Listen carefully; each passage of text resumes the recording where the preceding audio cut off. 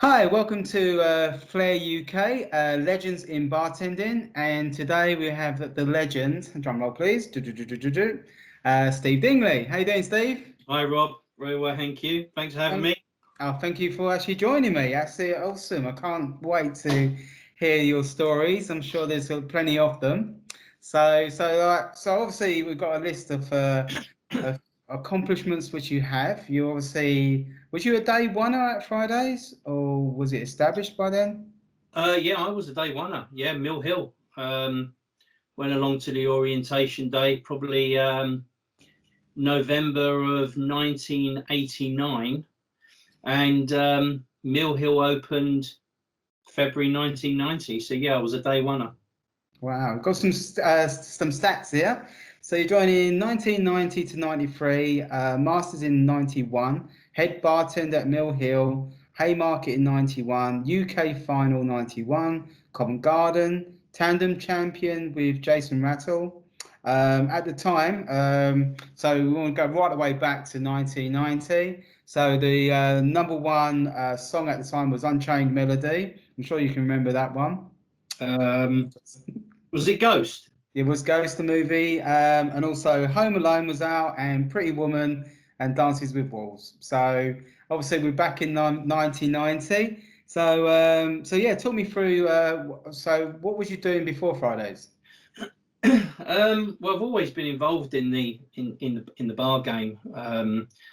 I worked in a pub called the Prospect of Whitby.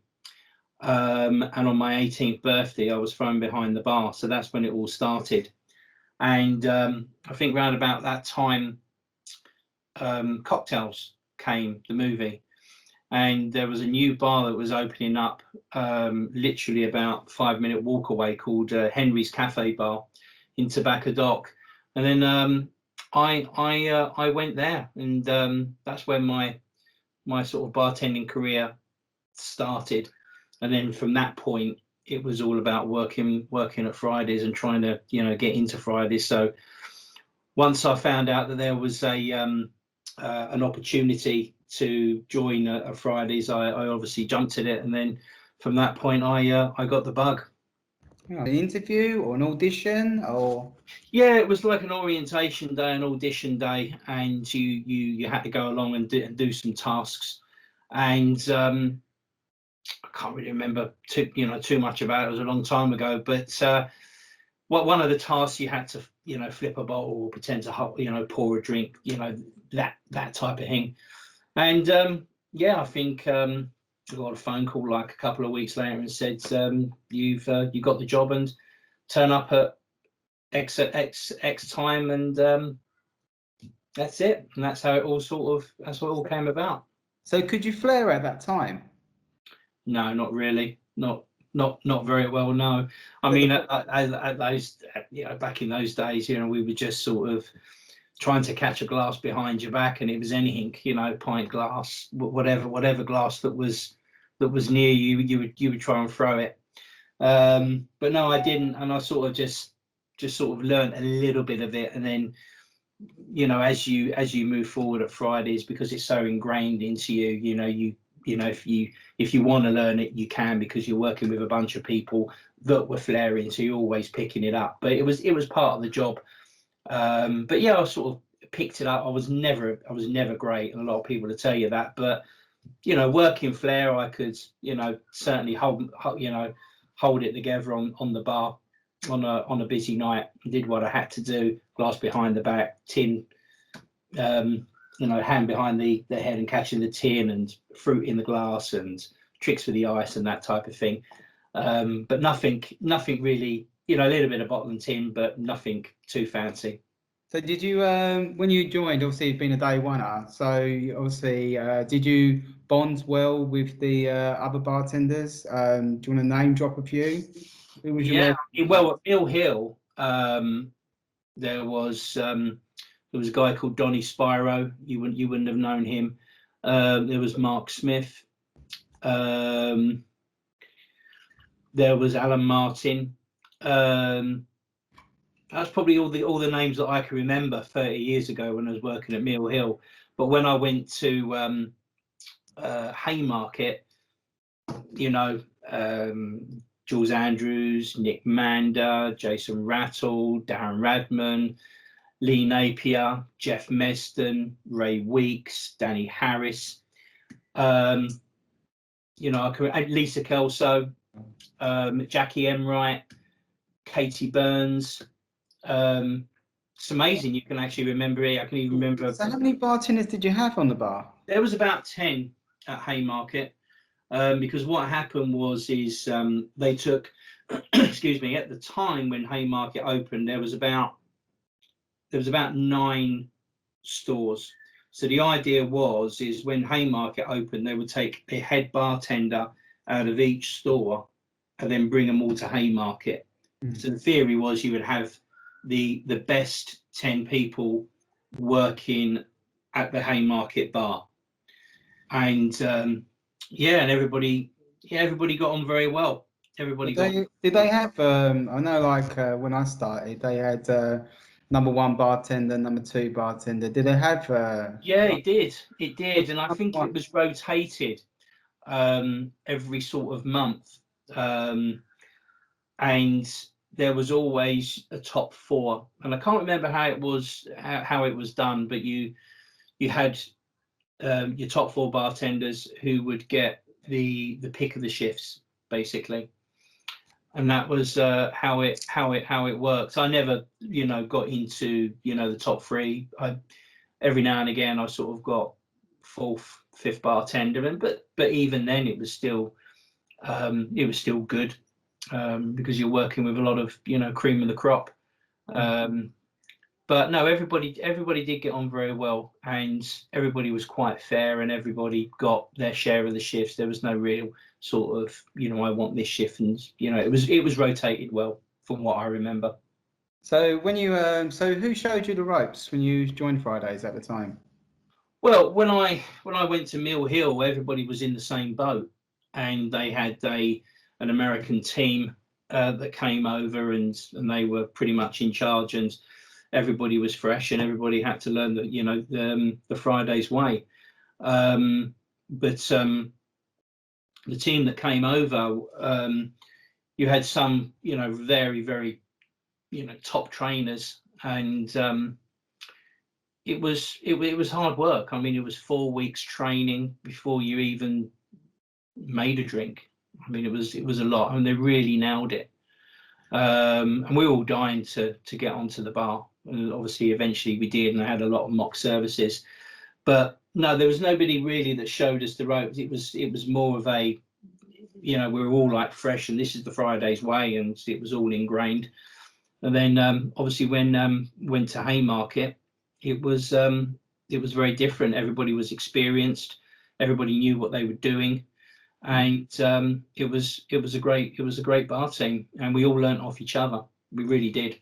Was there like a key point service? You know, like I know they introduced it in the years, like acknowledge guests within 30 seconds. You know, Very strong. offer assistance with the menu. Was it like that? Oh yeah, very much so. And people would watch you. The management team would stand at the bar and make sure that you're doing all these key points of service. I mean, handshakes and introducing people and the corner bar theory.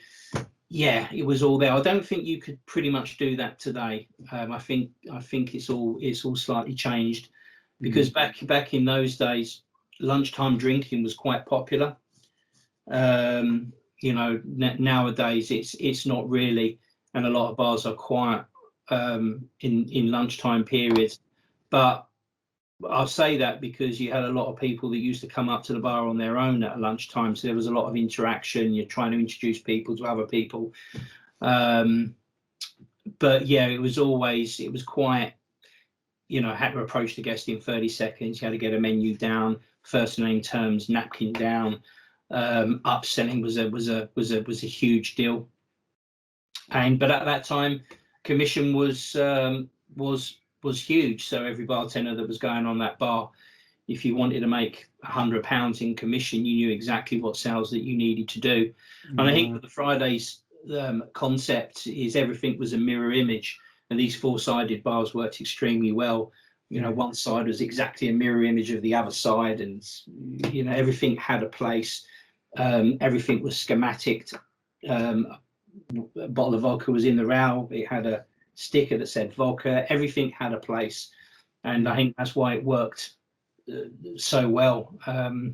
Was it much like, I know the Fridays is always about, everyone thinks Fridays, you think standards, you think obviously clutter. Was there much the Fridays clutter in the buildings back in the 90s? Oh yeah, loads of it. Yeah, loads of it. I mean, it was absolutely everywhere, everywhere. And everyone had a the big canoe deal that was always up on the wall, and I think that was one of the big points for a lot of bartenders in terms of teamwork and everybody. Did you buy into that at the time? Did you like? Yeah, you did. Everybody bought into it. It was part of it, and it was, as I said, it was so ingrained into you. But everybody was, in the same boat, and it was well picked up. Trying to picture like Fridays in the 90s. I mean, outside of Fridays, I mean, was there any like competitors, like any other bars that came close to there, or was it just completely new? No. I think in the early 90s, Fridays was the place to go, without a shadow of a doubt. The training was brilliant, absolutely first class, and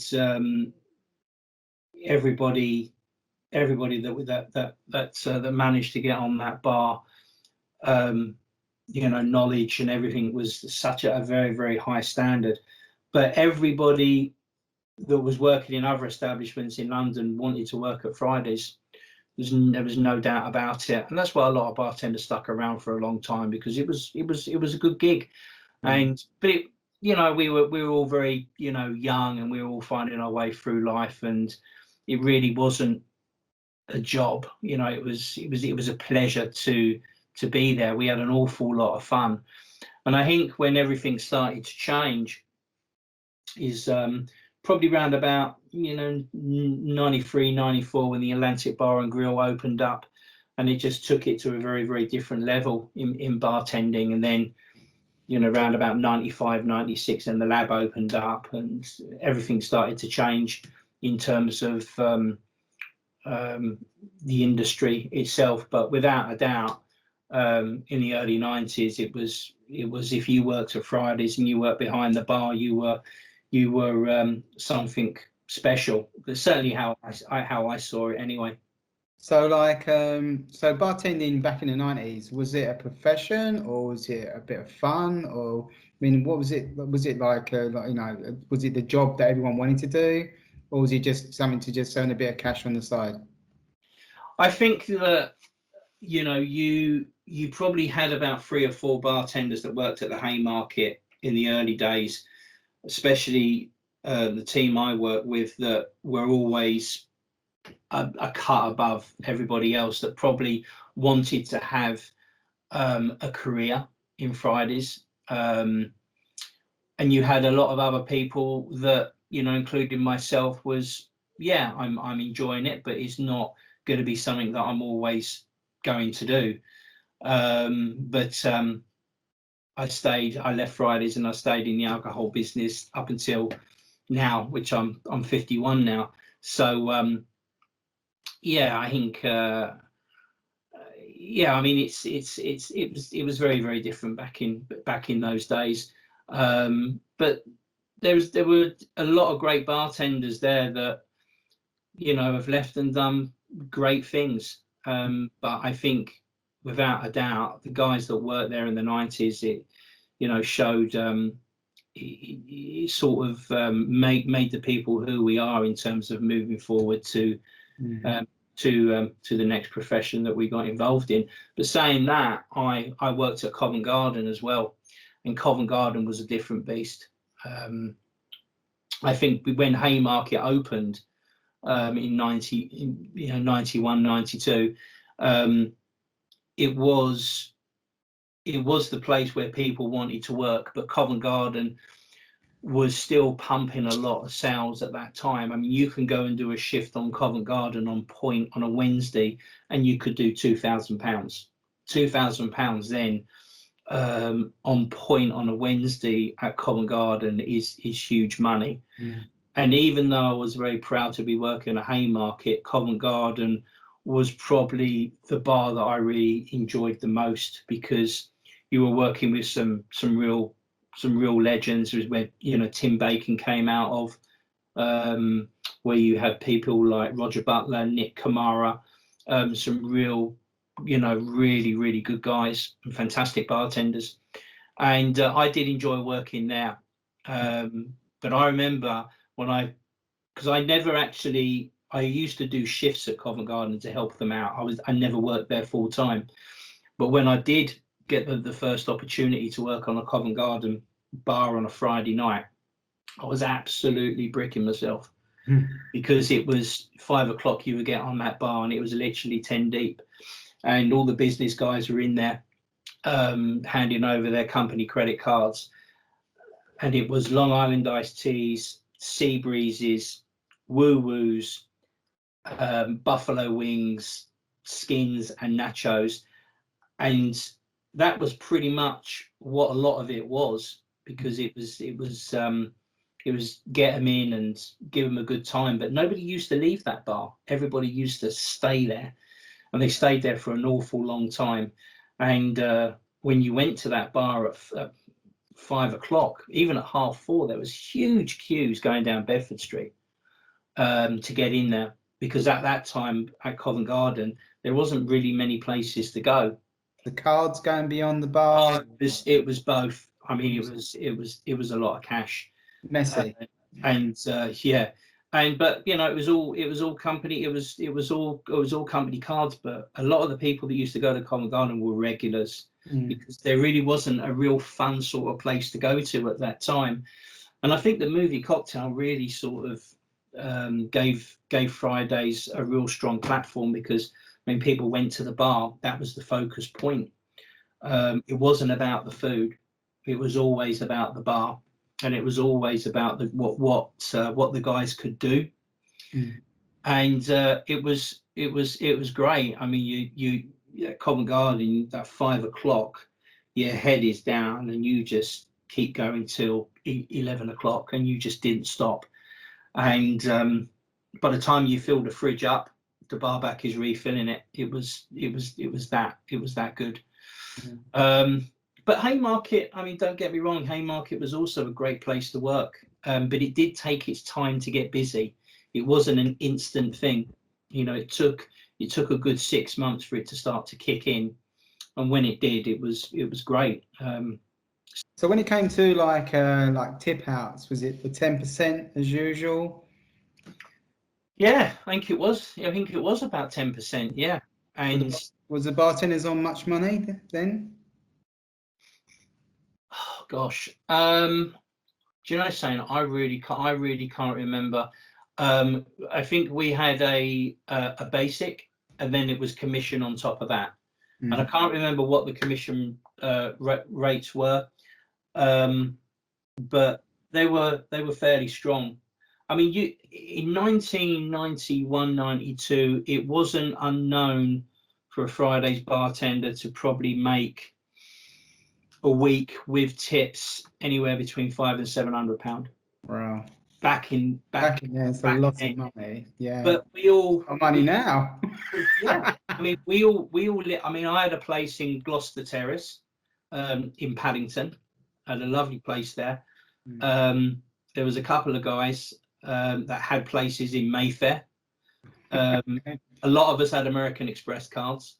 And all these guys, well, certain few of us went to Haymarket, and it was bright lights and let's go out and go mad, and we did, and we all had a brilliant time, and it was all about getting out of the bar, going down Los Locos or going down Mexico Way, and you know, having one or two or a few more beers than that. It was an awful lot of fun. I'm sure it wasn't like that at the beginning. Did you? I mean, how did you commute? Did you share a place in London, or how did you get to work? Yeah. When I left Mill Hill and I went to Haymarket, there was a few of us that we got a house down in Canary Wharf, the Isle of Dogs, and obviously now Canary Wharf is very different from what it was 30 years ago. And there was about 4 or 5 of us that rented a house, and we travelled into London. But it was a little bit of a trek, especially if the DLR wasn't working. So Lovely. It was like so. Yeah, it was So good. when you obviously, because like I noticed like obviously when you got my little manual here with all the dates and obviously who's won. And like in 91, obviously is when you joined in 90, but 91, Nick Elphick from Kingston, and then of course Darren Radman from Birmingham. So, but then after 91, 92, 93, 94, 95, and you just keep on going to like 97, it's all Haymarket, Covent Garden. Sort of like as soon as like the first year was out of the way, Haymarket and Covent Garden sort of dominated just the competition side of it. Obviously, it sounds like it's so busy anyway. But obviously, when you did you do a competition in the first year when you were there, or did it take about a year or so before you was competing? I went in for after I'd done my masters. After I'd done my masters, I'd done the heats at Mill Hill. So I was in the 1991 championships, which I didn't win that heat. So you did the first one, yeah? I done the first one. Where did they hold that? Well, it was good question. Yeah, so the heats were obviously in store. I think it was Covent Garden. Okay. I think it was Covent Garden. Did you go to it? I did go to it. Yeah. What was it? Was it atmosphere? Was it good? It was mad. Absolute madness. Yeah. And then it was from that point, it's like, right, the following year I'm going to be in the final, and I was lucky enough to be in the final and won the heat at Mill Hill. Did it ignite something inside of you? Did you go, I want this, I want a piece of this? Yeah, it was. Yeah, it was. It was. I think the first thing that I wanted to do was to get that master bartender hat. That was absolute key. Yeah. And at that time, there was only, when I'd done it, there must have been only 3 or 4 of us. There wasn't many, and it was very, very, very difficult, that master bartender. I mean, how tough was become a master bartender back then? I mean, how tough was it? I mean, the recipe knowledge wasn't really too. I mean, it was hard. Don't get me wrong, but yeah, it did. It was just a lot of repetition, writing it out on cheat cards. Every bartender, just helping me out and just kept asking me. But on top of that, you obviously had all different other aspects of the master bartender. And I remember when I done mine, they actually flew somebody over to put me through my paces, and it was Patti, Hogan, Simpson. There was a lot. Some of the people who watch this will remember her, and the master bartender program was a big deal. If you got that, it really put you on a very different level. But after that, there was a lot more master bartenders came, and there's Jules Andrews, Nick Mander, Jason Rattle. We were all master bartenders, but when it came down to the master bartender program itself, the hardest part was always the pour test. And I remember that really well. So why did you now, incentive to become a master bartender is normally you pay grade because it goes up. I mean, back then, why did you want to become a master bartender in the first place? It sounded like hard work. Because there wasn't very many of them, and I thought it'd just be great for a CV point of view to get it. And I worked very, very hard to get it. It took me about a year, just under a year, to do it. But I think it's always down to the person how quick you want it. And I went through it quite quickly because I got my masters at Mill Hill, and Mill Hill was never a really busy store. Yeah. So, I always had time to learn it. And when you're working behind the bar and you've got a bottle in your hand and you've got a pour tester there, you always had time to practice.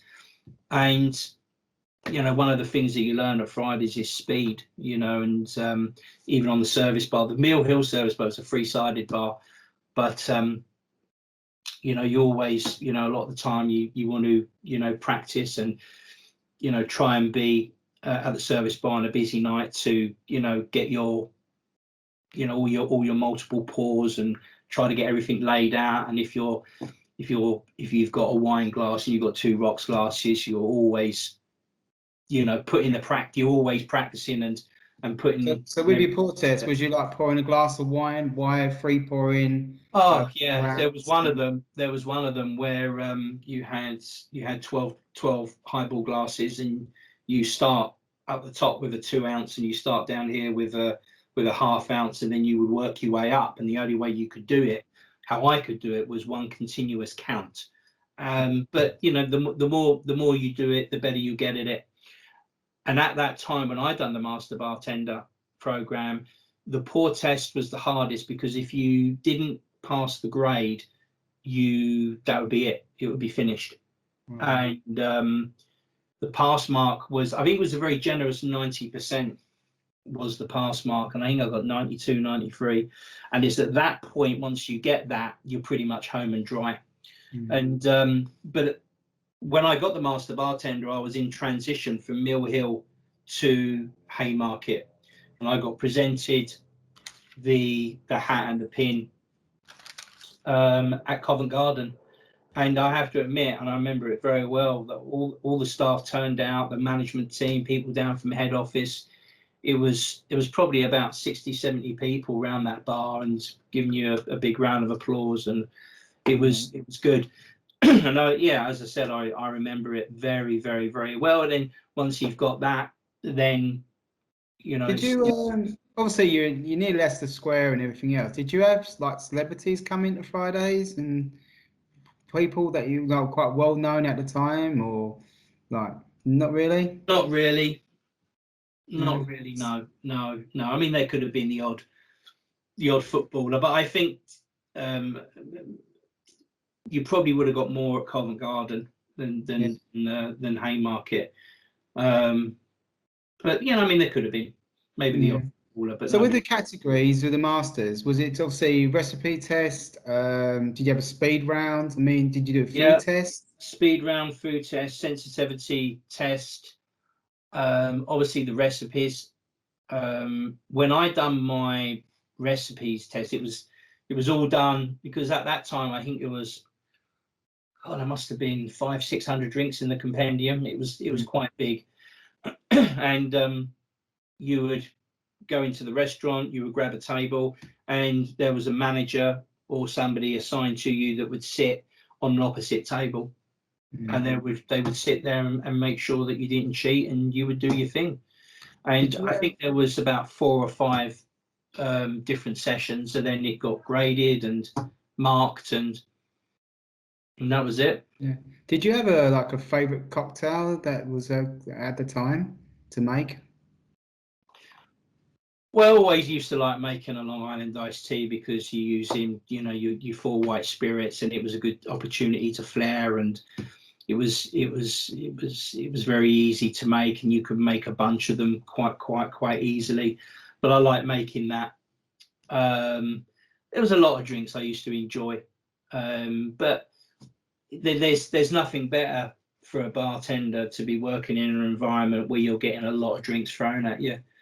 And I used to always like working a section, especially point, or I think it was side 4 at the time, where you could interact with your counterpart on the front bar, whether you were doing little routines or whether you're throwing. So you actually did some routines as well then, did you? I did do some routines, yeah.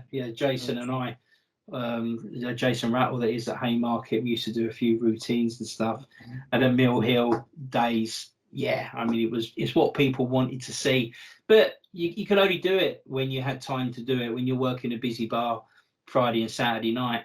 Even at Covent Garden, you go to Covent Garden, they'll never stand there and do loads of Flair, like tandem Flair. It was all very working Flair, a lot of just very quick bottle and tin, because you never had time. It was all about getting the commission, getting the money into the till, hitting the level that you want to hit, and finish and go out and have a few beers afterwards. That was what it was all about. So you had like pre-mixes as well, didn't you? Like the sweet and sour, simple syrup, and pina colada mix. I mean, did you? The sweet and sour, was it like in a powder form, wasn't it, back then? Yeah, the sweet and sour was Franco's, if I remember rightly, and it was a good mix. And we used to make gallons of it. So you had the sweet and sour, you had the lime mix, the 2 times lime mix, the pina colada mix, the Bloody Mary mix, half and half, sugar syrup. Those are the ones that I remember well. But yeah, I mean, they were good. I mean, the prep coming in. Was there a lot of prep to do, or was it quite? Yeah, it was. And the service bartender was pretty much cutting up all the fruit in the lunchtime, and setup was pretty big. I remember it very well. I mean, the amount of mix one had to make.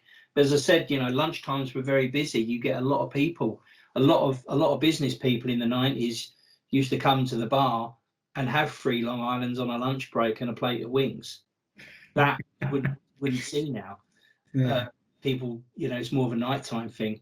Some lunchtimes at Covent Garden, Thursday, Friday, even Wednesdays, you were doing some good numbers. And you had 3 bartenders working on a Friday at Covent Garden. You had 3 bartenders and a barback on a lunchtime. And then if you had a really busy time, then you got to prep up. You got to make sure at 5 o'clock when that next bartender comes on and he's checking the bar out, he's got to make sure that everything's done. And he used to give you a list, but then you had to complete that list before you could leave. So there was a lot of teamwork going on. You would never leave the place, your fellow bartenders in a situation where you didn't leave the bar well stocked up. Obviously, one name that comes up quite a lot, and do you know what? I would love to obviously get in touch with him, Jason Rattle, because Jason Rattle obviously won tandem with Nick Manda in '92, and then obviously he come up again to win the tandem with yourself. So I mean, how did the tandem thing come around with you and Jason? I mean, it was just obviously he's won it the first year. Did you just like come up to? Nobody else wanted to do it. Everybody had to put somebody in. And Jason and I looked at each other, do you want to do it? And we went, yeah, let's do it. So we did it. And we actually knew we won it before we went to the final. And I remember we got 50 quid. You're the only ones in it. You're the only ones in it. There was 50 quid up for grabs, and we were like, yeah, fine. And it was at Cheltenham, if I remember rightly. But in the routine itself, when I pulled the Bacardi out of the rail, I had some alcohol hit me in the eye, so I was actually doing it like with one eye closed. Is that why you wear glasses now? That's why I wear glasses now, just in case it happens again. Yeah. But brilliant. Yes, we done it and we won it. It was a lot of fun. It was a lot. That was Jason Rattle as a bartender, though. Oh, great! We were all great, all of us. There wasn't any animosity with anybody on that bar. We all got on very well. We all shared a flat, a majority of us together, and we just had a really, really good time. There was always, as I said, 3 or 4 bartenders that were, I would say, probably above us, a lot of us there, because they wanted to be, Jules Andrews, Jeff Meston, I'm sure they won't mind me mentioning them, Nick Manda. And those guys were the sort of ones that were really fighting for the top 3. Well, I've got another name here that you haven't mentioned, Lee Miller. I mean, did you know Lee that well? I never worked with Lee. I left before he. I think he came on board. Maybe could be 94, 95. Well, 93 he won the individual Flair when you won tandem. He actually won the Flair. So obviously you must be know back. Maybe it was. I mean, it was 29 years ago. So maybe you're right.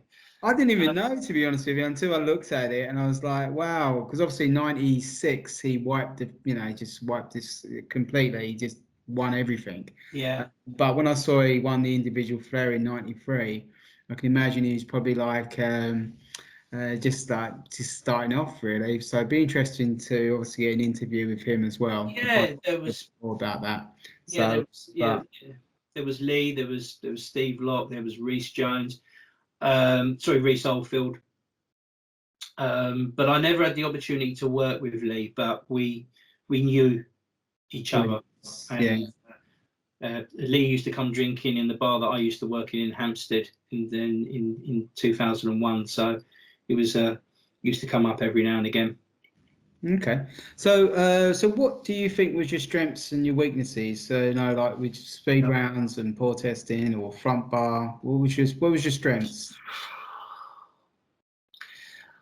What was my strengths? Oh God, I was always, I thought I was a pretty good pour tester. I actually bought one when I had one at home. They're not cheap. No, they're not cheap. It's They're not not cheap. cheap. And I practiced right, left hand, multiple pours. But at that time, I obviously wanted to get that master bartender thing, so I did buy one. Um, but I was good on the front bar, had good guest interaction. I knew my recipes. Um, I wasn't so good in terms of, I wasn't the greatest service bartender in the world. I think anybody will tell you that. You really have to be organised in a service bar, especially when you're doing real high numbers. And but I would turn around and say, put anybody in there where you haven't got a machine and everything's handwritten and is given to you on a piece of paper, and you can't read half the waitress's handwriting. It's quite difficult. And the thing is, with Haymarket, the service bar was, as you know, it was big enough, but you have to get into the walk-in freezer, and and by the time you grab whatever you need, you come back and then you've got loads of tickets everywhere. And if you go to somewhere like Covent Garden, which was even bigger, I was quite nervous working at the Covent Garden service bar because you really had to be on your toes. It was a harder service bar to work than Haymarket, I found. But I wasn't I was quite messy, and anybody would tell you when they used to come to the service bar, I was just covered in mix and whatnot. I know, because when I started in Haymarket, went from Lakeside to Haymarket, and I used to get like a ticket come through. I used to go and get it, and then it took me a while to work out that you just grab a box, wait for all the tickets to come out, then you just go in the fridge and then do it all in one go. But it took a long, long time to learn the little tricks, the little shortcuts to be able to do a job in the shortest amount of time instead of just going back and forth. Well, that's right. I mean, they always used to tell you at when you was training for Fridays being on the front bar, is everything was one step right, one step left, one step back, and within that area, you should be able to grab what you need. Because the worst thing was if somebody would come up to the bar and ask for a drink, and you would have to go all the way down to the bar to grab a glass, all the way back, or you had to go around the other side. It just didn't look good. So it was always a question of always being set up and having everything within that area around you. So it was seamless. So with the drink menu, I mean, there was like, obviously, like nowadays, it's probably about 50, 60 drinks in a thing. I mean, back then, there was about, was it 250 drinks, cocktails? Probably more than that. There was probably more than that. But you would only get asked, you had your top 15 drinks. So there would be like a pattern. There wouldn't be Yeah, there like, was a pattern. I mean, nobody would, there wasn't a lot of people coming in at the time asking for old fashions and Rob Roys and martinis.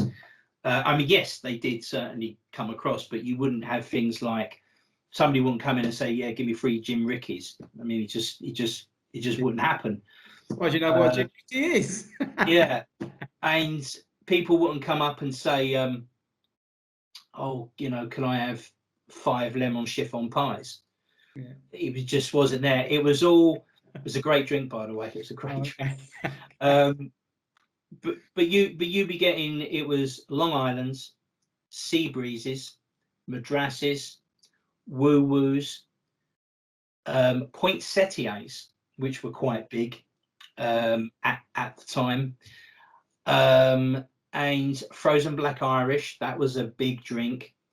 Milkshakes were obviously a lunchtime thing, but it was probably Haymarket and Covent Garden, out of all the stores that I worked in, milkshakes were not even in the equation at all. I mean, even lunchtimes, you wouldn't make, too many of them. It was always the quieter stores where it's more family orientated. You would get that. And I remember when we was working at Haymarket and Covent Garden, they were actually thinking about bringing draft lager onto the bar, and there was a huge uproar. How can you have draft lager?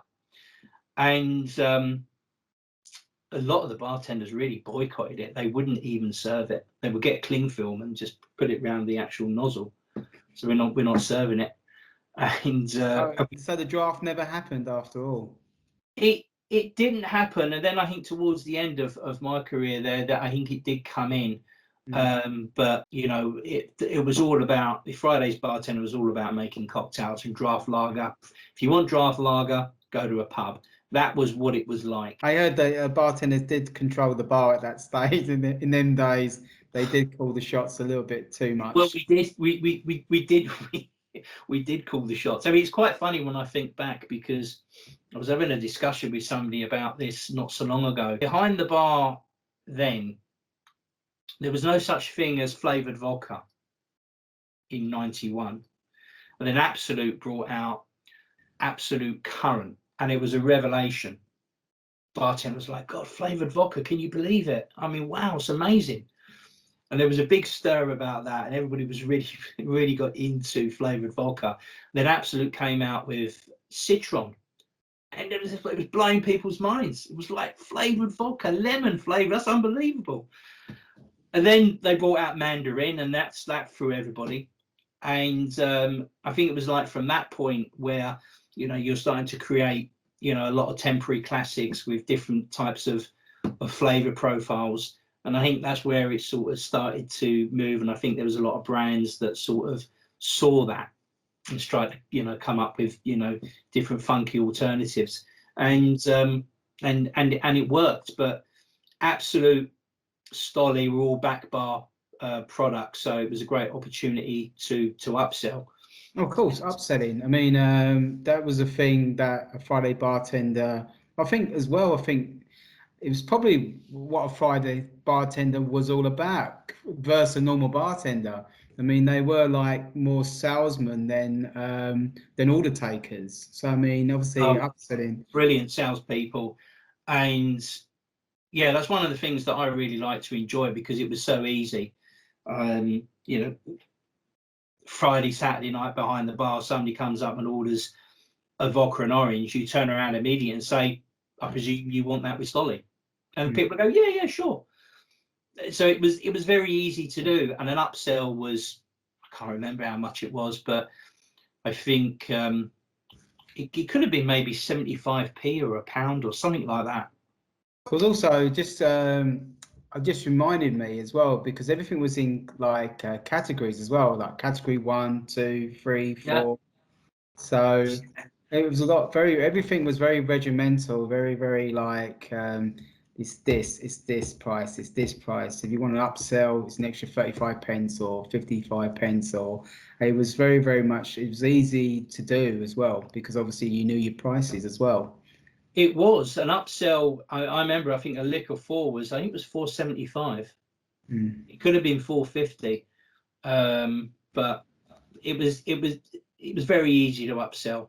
It really was. It wasn't difficult, and I think that's why we made so much money there, and we all done very well, brilliantly well.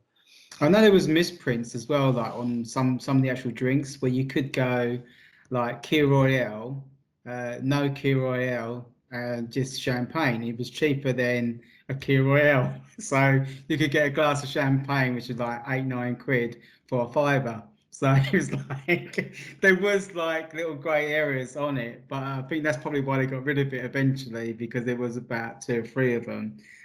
Did you have Depends. like because I always like watch some of the old videos and you see like the Vogue pour to flip a drink. Was there like 2 or 3 things that they would like the trainers would take you to one side and go, this is a Vogue pour, this is how to flip a drink. Was there like the Flair side of it? Was there someone with names like we got now? We got helicopter and we got bounce off it No, and no, there was any of that then back then? no. There wasn't really. There wasn't any of that. Everybody, everybody, everybody came on that bar, and they all had their thing that they could do best. Mm. I remember when Jules Andrews in the final in '92, he had a frozen drink with cream on the top, and he flipped it on his hand. Everybody lost it. Everybody was like, what was that? They couldn't believe it. Mm. So the Flair back in those days was very different to what it was today. It's all very, it was glass behind the back. Get the ice, maybe you'll put the ice in behind your back into the glass. There wasn't any out of the rail bottle and tin juggling, that type of thing. It was a lot of Vogue pours, but very sort of really good working Flair. So napkin down with a spin, glass up, ice. Everything was very in that square. Nothing really moved, and it looked very, very good. And then throwing drinks, full drinks behind your back was something that a lot of people love seeing. A full drink right up to the top of the glass behind your back without spilling a drop and catching it was like wow. So it was basic stuff that looked very, very good when you're doing it right. But there wasn't any at that time sort of what I can remember where you're doing loads of bottle and tin and very, very smooth and you're stalling it on your arm and that type of thing. It wasn't that. It was, you maybe pour a bottle out of the rail and catch it on your hand, and you may throw it and catch it behind your back. But that was pretty much it. And I think when people like Lee Miller sort of came on and took it to a very different level, that's when it sort of, it really sort of started to change, and people were, trying to come up with their own little routines. But saying that, when you did the tandem Flair, then obviously that was flowing, but again, it was very simple stuff, but it was simple stuff to be made to look good. So when you was practicing for your tandem, did you watch Cocktail the movie? Oh God, yeah. Did you? Do you love it or you hate it? The Do movie? I love it or do I hate it? God, I mean, who doesn't? Everybody loves it. Every Fridays bartender at that time, and I'm talking at that time, will probably go, yeah, wow. And Did you have it on? Actually, you probably wasn't even on VHS at the time. You probably had to go and see it. Probably have to go and see it if you wanted to see it again. Yeah, definitely. Yeah, we didn't have mobile phones then or anything. Yeah, I remember it. Yeah, I remember it well when people come out, I'll do that Tom Cruise thing. But as I said, that's what made Fridays. That film changed everything. And that's where you ask any Fridays bartender at that time, it was, you wanted to work the busy places, but that film had a big impact on everybody. It really did. It's something you probably don't even know as well, because I was actually thinking to do with the clutter, because back then we all knew that Fridays bartenders were trained by TGI Fridays. Sorry, Cocktail, the movie, was Brian Brown and Tom Cruise was trained by TGI's. And as the years went on, the clutter, they brought the neon sign in. That's what their part of the clutter was to have the cocktail sign. But before that, there was no nothing in Fridays to say we trained TGI Fridays. But they didn't really need to advertise that, though, did they, at the time? Not really. No, they knew. They just knew it was Fridays bartenders that trained the actual bartenders. They knew it, yeah. And I think, even the movie itself, I think a lot of that gave it away.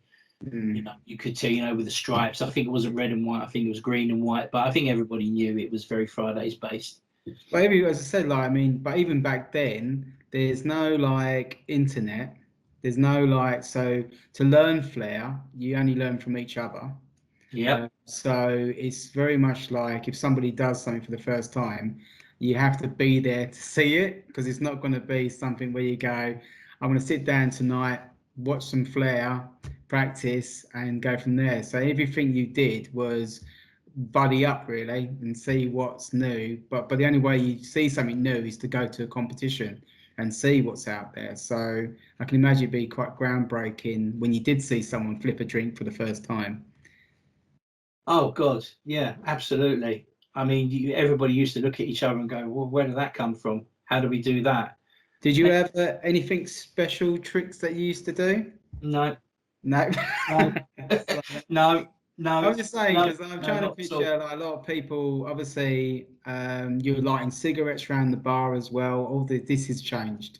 I mean, I remember just in '96, bar backing and spot sweeping around a bar, and the amount of cigarette butts on the floor back in '96. I can't imagine what it was like in the '90s, where people were smoking all the time. We used to go around sweeping around the bar every 30 minutes. It was that bad. So what was it like back then? I mean, 10 deep. Oh, it was awful. I mean, the thing is, I was trying to think about this the other day, but Haymarket is quite open. It was fairly big, so it was more spread out. Covent Garden is a lot more smaller, a lot more darker, and nooks and crannies and stuff, and it was worse at Covent Garden. Haymarket was okay. Obviously there was a lot of people smoking, but Covent Garden was awful. But spot sweeping, going outside on the bar on a Friday night at 8 o'clock, impossible, absolutely impossible. And you just couldn't move. But the thing is that when I say going back to busy bars, there was nothing better than getting on point at Covent Garden on a Friday night, and you walk on at 5 o'clock and you're running, you're moving, within an hour you've done 400-500 quid, that quick. So it really builds up fast, and you come off that shift and you go, yeah, there's nothing better at the end of it, sitting down having a beer and going for a little, have a little chat about the shift, all the things that sort of happened during the shift. It was good. But a lot of multiple orders, people coming on, they're actually making your lives a lot easier at Covent Garden than Haymarket, because the business guy will come with his mates and will go, right, here's my card, you know who I am, I look at you, I want the same again, which is 12 Long Islands, shots, sea breezes, whatever it is. And it made it quite easy and very enjoyable at the same time. And hopefully at the end of it, you walk away with a nice tip. And a lot of the time we did. So did you have many injuries and behind the bar, or accidents? What's the funniest story you probably can imagine that you probably encountered when you was at the TGI's? Oh, well, I've smashed untold amount of glasses, but I have hit somebody in the face with a tin. Was that a guest? It was a guest, yeah. Okay. That was quite an embarrassment. I was quite embarrassed at that point. But hey, free drink. Oh, that's how you dealt with it. Just give her the Free free drink. drink, and she was Sorry, all right. you're That's it. okay. So Couldn't do obviously, it. cocktails have changed a lot. Obviously, with mixology has come in. I think obviously when the mojito came on board. I mean, obviously you're in the industry still, so I mean, you've seen the changes in the bars. I mean, talk me through a little bit about what you've experienced through the changes from back in the 90s to like even today. I mean, has there been much change in the Oh, drinks? huge amount of change. I mean, huge. I mean, the drinks that we were making back then, early 90s, were, a lot of people would call them sort of disco drinks, and they were, to be fair, but that's what people liked to drink at the time. It was quick drinks, good, consistent. That was what it was about. But then, as certain individuals took it to the next level, and if you went down to the Atlantic Bar in 93, 94, they were bringing on drinks on the menu that a lot of us never heard of. Things like a lot of muddled drinks started to appear. Things like using muddling fresh fruits, basil, and that type of thing. So it was very unheard of. Things like brambles came into play, which Mr. Dick Bradshaw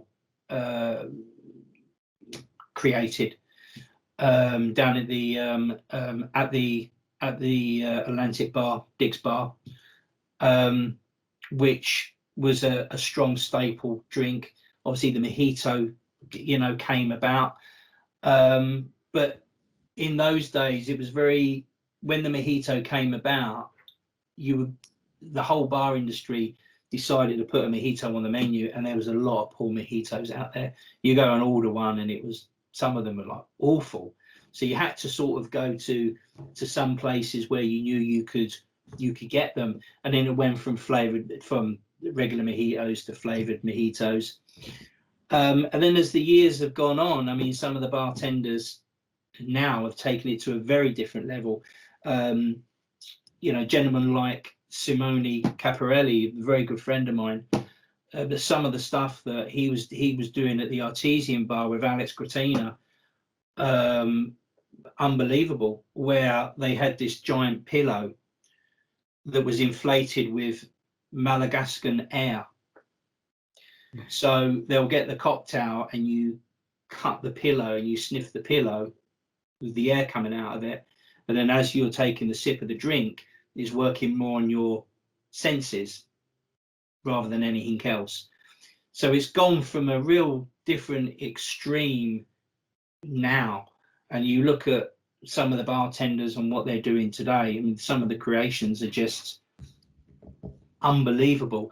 But some of these drinks that take a lot of time to do, they're not really practical in today's bars. In terms of, if somebody came up and asked, 5 or 6 of these type of drinks, you're not going to be able to do it.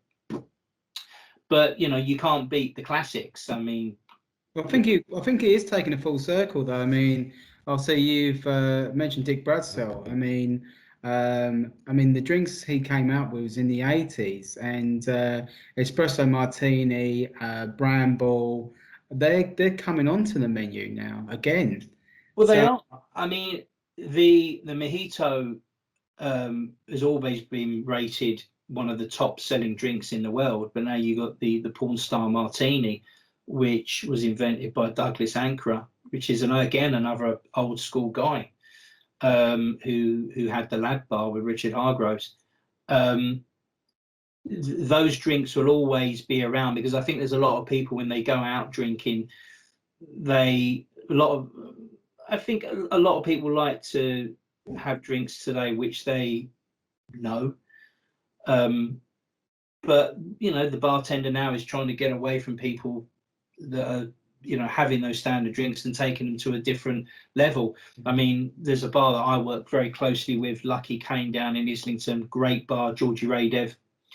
very tiki influenced, and some of the recipes and concoctions that he's coming up with are unbelievable, but very, very good drinks that could be made very, very quickly. But I think the difference is today you can go to certain places where you can sit and watch the bartender to make something that can take 5 minutes, where back in the early days there really wasn't that there, if you see what I mean. So there's a choice now. Didn't you meet Dick Bradsell at one stage? I did a couple of times. How was he as a person? Like, phenomenal, great guy, really great guy. Because obviously, like, his classic drinks. But I mean, he was responsible. I mean, as you said, like within bartending, the name comes up all the time, and he's just sort of like, he's part of history now, isn't he? Oh yeah, he was very good. He actually had a TV show in the early 90s. It was on about 1 o'clock in the morning, and it was called Dick's Bar. Dick's Bar, or something like that. And he used to, talk a little bit about the history of the drink, make the drink. So you can see what he was trying to do. But then you had, people like Angus Winchester. I mean, unbelievable bartender. Wayne Collins, probably one of the best talkers on stage I have ever seen. Simone Caparelli, Alex Gratina. I mean, these guys are really at a very high level. I mean, Angus has been going for years, but highly respected and brilliant at what he does. Now, it sounds like, I mean, where do you see like the future of our bars going though? I mean, where do you see where we're going to be like in 10 years time from now? Well, just where we are now, really. Just where we are now. I don't think anything much is going to change. I think maybe the pandemic has changed a few things. It'll be quite interesting to see where we are after this in terms of people going back to the bar. Because obviously it's to your house. Well, yeah. I mean, everybody's got so used to drinking at home. Maybe so. That whole interaction at the bar and going up to the bar, we don't even know when that's going to come back. So I think the jury is out on where it's going to be. Hopefully it will get back to where it is, but 5-10 years from now, I don't really see much change, to be honest. Okay, well, this comes at a time of the interview where you get a chance to make a confession. And I forgive you for your confession. So in all them years of experience, was there one thing that you wish you could take back or you wish to confess to? Confess? Absolutely not. I'm not going to confess to anything.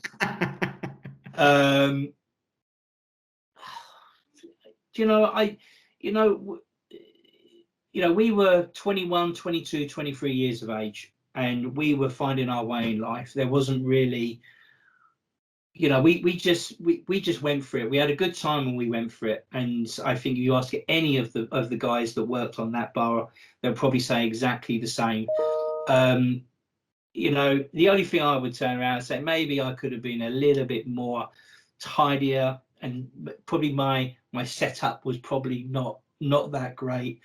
Even in service bar, ask any of the master bartenders, when you're in the weeds in the service bar, you hated anybody coming in to help you.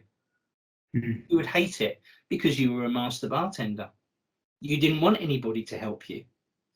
And you ask anybody that, they won't like. They'll say, yeah, you're absolutely right, because it looks like you're weak and you can't do it. So, I think I was a very confident front bartender. But service bartender on a busy night, I was quite, this is, I hope I can sort of handle it tonight. If I get a rush of tickets, and it was all about, you wanted to make sure you had a good night's sleep. Yeah. If you're going into a service bar shift and it's going to be busy. Yeah. But to really answer your question, I mean, exactly the same person that I was outside the bar and I was inside the bar. I think everybody was exactly the same. Everybody was exactly the same. Well, thank you so much for today, though. I mean, it's been an absolute pleasure. And as I said, like, if anyone wants to get in touch with you, how do they get in touch with you? Hey, social media these days. So, LinkedIn, Facebook, everybody knows that a lot of people know that I work for Pusser's Rum. So I look after the brand for the UK, and I've got international markets around the world. So if anybody is after any good rum and they want to speak to me, they know how to get in contact, and then we can take it from there. But no, I've really enjoyed it, Rob, and you're looking well, mate. You're looking well. Oh, it's well, I feel like burnt in the sun about a week ago. So I think it's just coming out now. So please listen in on our other great people we've got lined up in our legends in bartending. Who's next? Nick, I think Nick Mander's next. Nick Mander. So yeah, so I'm Rob Stevens. This is Flair UK Legends in Bartending. Thank you for once again, and I'll see you next week.